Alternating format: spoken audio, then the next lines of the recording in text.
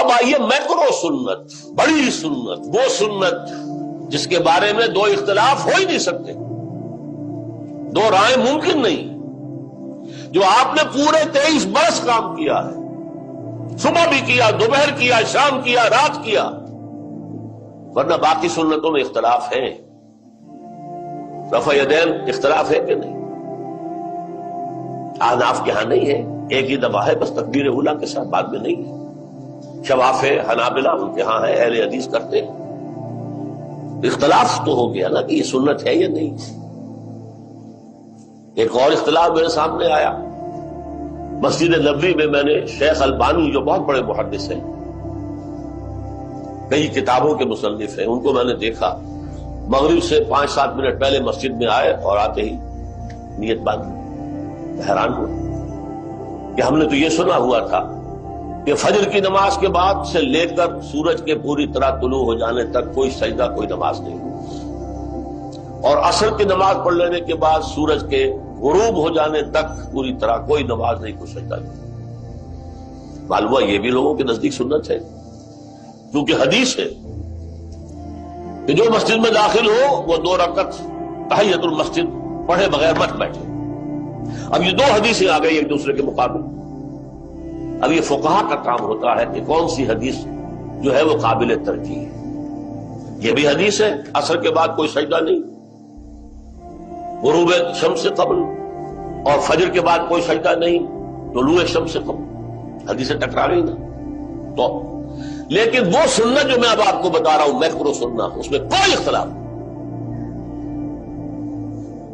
وحی کے آغاز سے لے کر زندگی کے آخری دم تک حضور نے 2 کام کیے، دعوت اللہ اور اقامت دین، اللہ کے دین کو قائم کرنے کی جدوجہد۔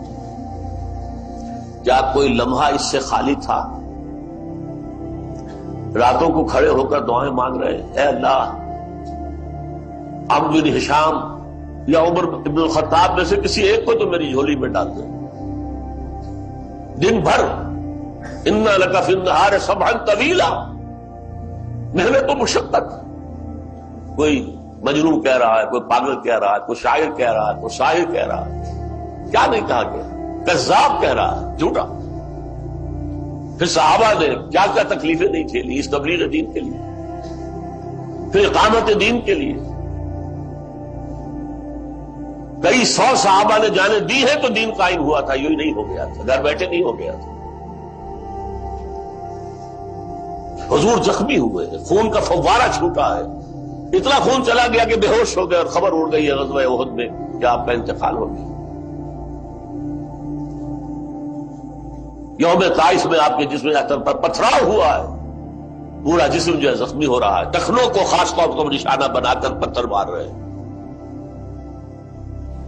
یہ سارا کچھ کس لیے تھا؟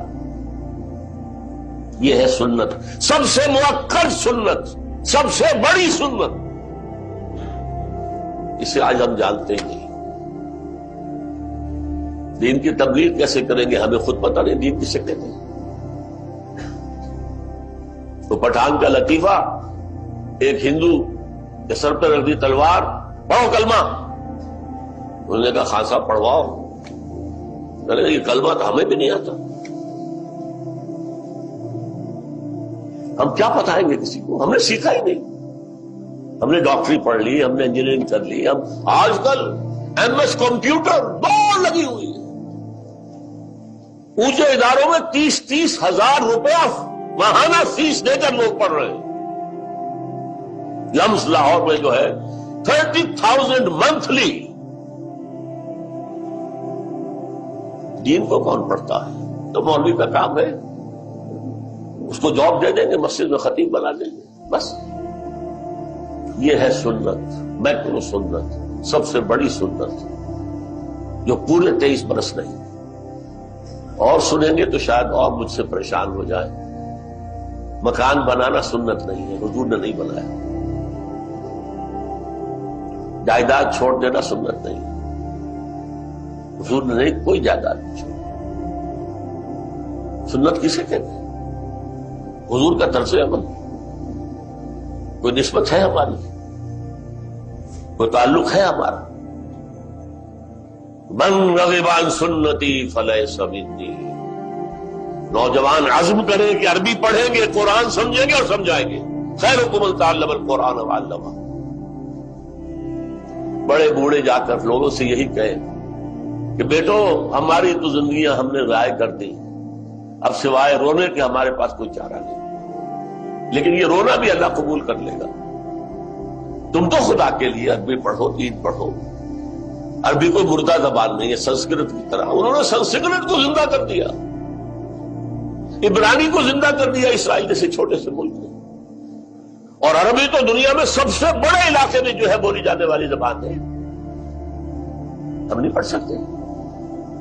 اس کا الف باتا وہی ہے جو ہمارا اردو کا ہے. وہ بھی دائیں طرف سے لکھی جاتی ہے، یہ بھی دائیں طرف سے ہے.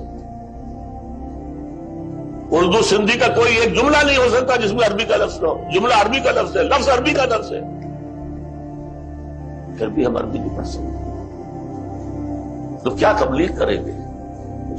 ہاں بڑے بوڑھے بھی جو تبلیغ نہ کر سکے، کسی جماعت سے وابستہ ہو کر محنت وقت دینا جو اللہ کے دین کو قائم کرنے کے لیے جد و جہد کر رہی ہے. اس میں داعیوں کی بھی ضرورت ہے، مقررین کی بھی ضرورت ہے، مدرسین کی بھی ضرورت ہے، دریا بچھانے والوں کی بھی تو ضرورت ہے، پوسٹر لگانے والوں کی بھی تو ضرورت ہے. جو کام کر سکتا ہو کرے. کسی مشین میں، بڑی مشین میں چھوٹا سا پرزہ بھی بہت اہم ہوتا ہے. وہ چھوٹا سا پرزہ خراب ہو گیا، پوری مشین کھڑی ہوئی. لیکن اس جد و جہد سے فارغ کوئی نہ